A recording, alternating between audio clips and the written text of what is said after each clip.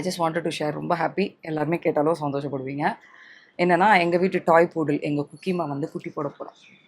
Maximum 2-3 டேஸில் போட்டுருவா. So அதுக்காக நாங்கள் கொஞ்சம் ப்ரிப்பேர் ஆகிட்டோம். அது ஒன்று. இன்னொரு ரொம்ப ஹாப்பி நியூஸ் ஒன்று இருக்குது. இதுவும் ஹாப்பி தான்.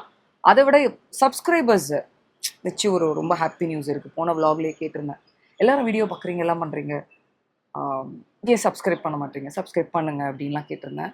ஸோ அந்த என்னோடய விஷை வந்து ஃபுல்ஃபில் பண்ணியிருக்கீங்க. அந்த ஒரு விஷயத்த நான் மட்டும் ஷேர் பண்ணால் நல்லா இருக்காது. ஏன்னா அனுவன் அபி விலாக்ஸ் இல்லையா? அபி பேசும்போது அனுவும் பேசினா தான் அதை பற்றி ரொம்ப நல்லாயிருக்கும்.